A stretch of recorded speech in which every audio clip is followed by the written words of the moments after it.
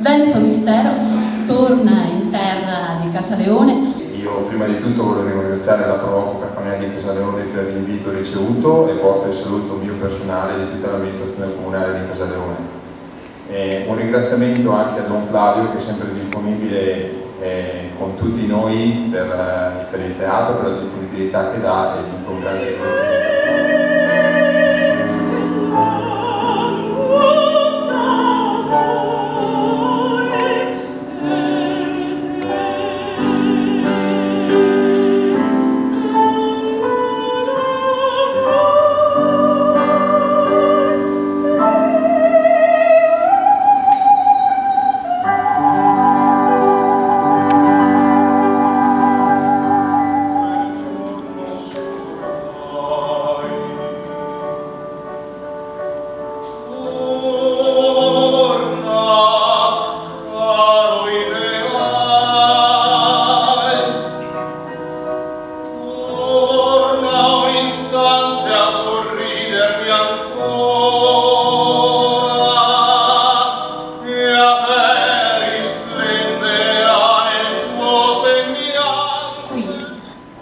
Nelle antiche, fertili valli tra l'Adige e il Tartaro sorgeva una vasta, turrita città di nome Carpanea. Erano giorni felici perché la figlia del re sarebbe presto andata in sposa al giovane capo dei sacerdoti.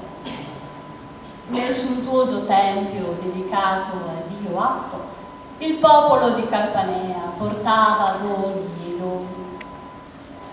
Ma il re si accorse che in tal modo i sacerdoti sarebbero diventati più ricchi e più potenti di lui. Radunò quindi i suoi sudditi, ordinando di non portare mai più doni al tempio. Ma i sacerdoti, in astuta congiura, rapirono il re e lo imprigionarono.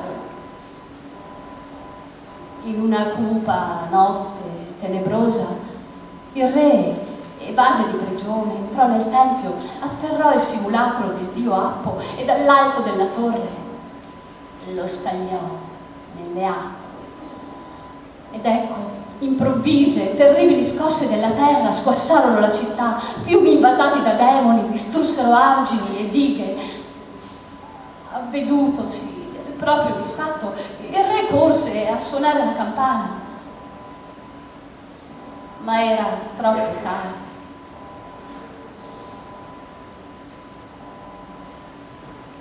Ogni anno, nella notte di Pentecoste, chi passa per questi luoghi di palude sente un suono di campana ed un pianto di fanciulla. È l'infelice figlia del re di Carpanea, sepolta dalle acque insieme alla sua città. Trasporto. E allora li chiamo gli amici del nostro sponsor che sono qui questa sera con la loro musica ad accompagnarci. Li introduciamo, prego, con il loro intervento su questo palco. Gli amici dello sponsor, vai!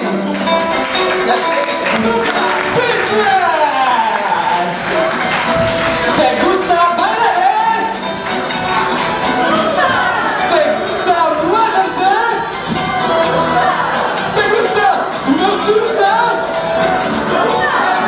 Esatto, passa spulpatile! Con le mani! Qui il Morricone della bassa ci esegue l'ouverture, l'introduzione di questa sinfonia dedicata al gobbo della bassa. Il maestro è un disastro. Prego, musica, la classica musica del maestro. Copa sopare, copa somare, copa le piede sua sorella nera, Fermo, fermo.